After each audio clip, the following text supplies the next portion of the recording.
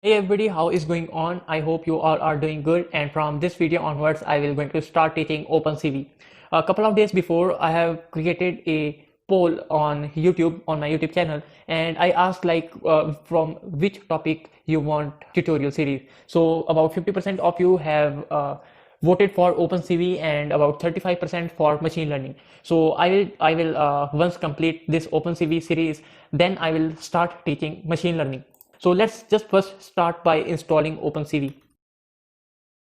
So first of all, you have to open your command prompt if you are using Windows, open terminal if you are using macOS or Linux.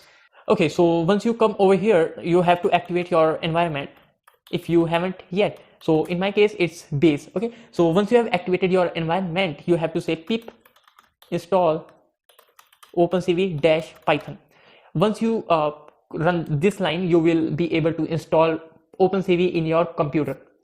If you unable to install by using this command, let me know in down comment section, or you can join Discord if you find any problem installing OpenCV. Okay, so once you have installed OpenCV, let's start the video.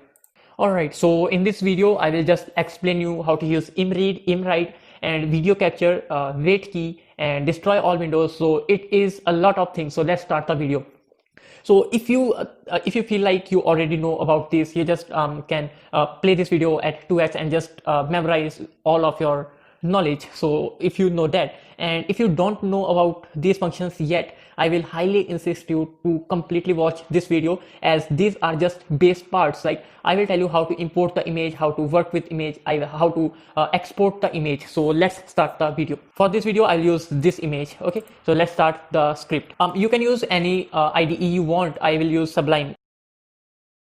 So first of all, you have to import CV2 by saying import CV2. It's really easy. It's just straightforward. There is nothing to explain in it. Okay, so let's start by first learning about the function called imread.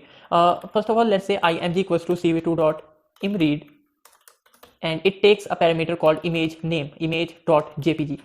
Make sure image and this Python script are at the same level if you are using this command. It says cv2.imread. Imread is a function pre-built in cv2. It says read image.jpg, name as image.jpg. It will going to read the image and place the image in img variable, and this is going to be a numpy array. So we just show image to the user by using true loop.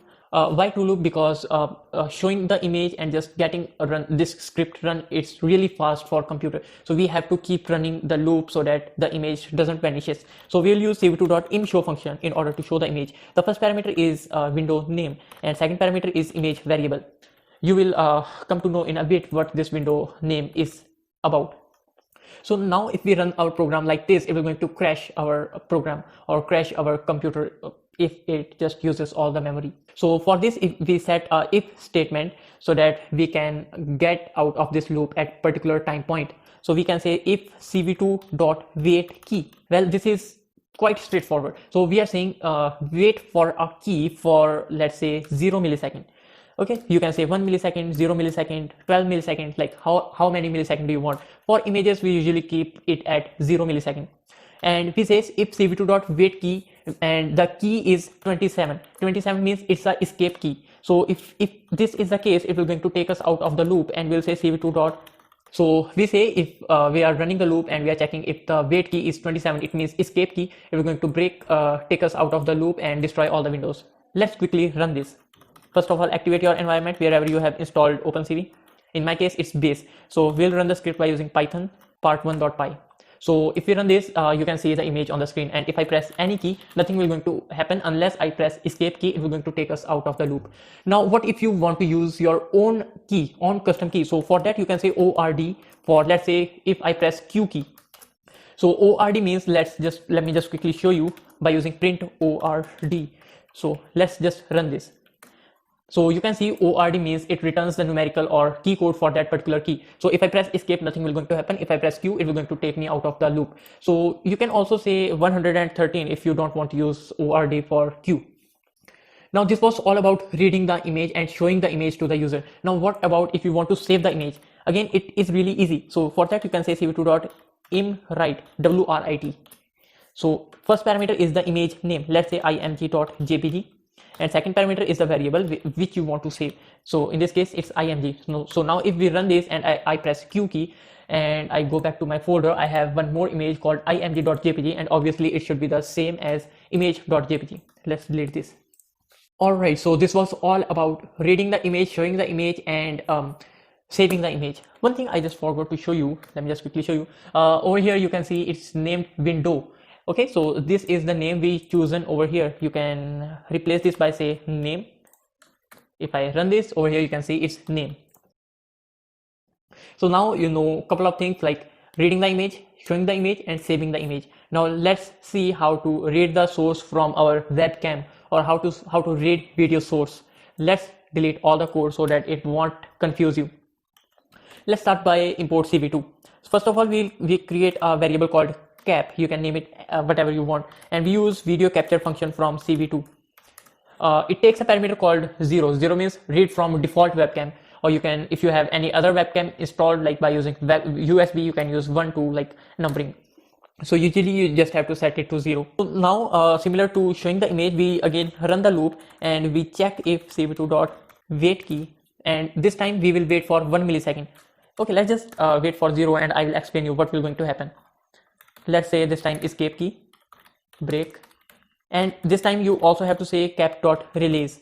Nothing will going to happen if you don't say cap.release, but it's just going to the safe side. It will going to release the resource once we use the webcam. Also, we will destroy all the windows. Alright, so this is the basic structure. Now we have to show the image to the user, but where is the image? You can't just directly say like cv2 dot, you can't say this like cv2.imshow cap. This is wrong. This is going to throw an error. Actually, we have to read the frame from our cap object. It is really easy. We say underscore comma frame is equals to cap.read. What underscore is, usually you can say return. This usually is a boolean variable, either true or false. It is set to true if it is successfully able to transfer the frame. If it is unable to transfer the frame, it will set to false. Okay, so you can use if you want, but for now I will just want to make the thing simple, and we will show the frame to the user. Alright, so if I run this, you can see that it is just a single image. If I press any key other than escape, it will going to change the frame. So let me just explain you what is happening at this point. Over here, what it is doing, it is getting inside the true loop and always checking over here, like it is just sitting and waiting for user to press any key. So it is just waiting for infinite amount of time unless the user presses a key. So over here, if we say wait for 1 millisecond and again go back to the next iteration, if user doesn't press any key, then it will going to change the frame every time, and if also the user doesn't press the key. So let's run this. So now over here you can see that it is continuously updating the frame, and it will at the same time also waiting for the key for 1 millisecond. So if I press escape, it will going to take me out of the loop. Again, I will run it and I will try to show you the text on this paper. So if you see the text, you can see that it is flipped. Okay, so how do we flip the image to the original configuration? So that's just really easy to do. So you can say frame is equals to cv2 dot, again we have function for that flip. We can pass in frame, like you want to flip which image or which frame. So in this case it's this one frame, and then you have to give the code, numerical code. So if you pass 1, it will going to flip left to the right and right to the left. If you pass 0, it will going to flip top to the bottom and bottom to the top. And similarly, I guess there is -1, but usually we only use 0 and 1. So if we save and run this, and now you can see this is now flipped. Okay, so this is it. I just want to show you.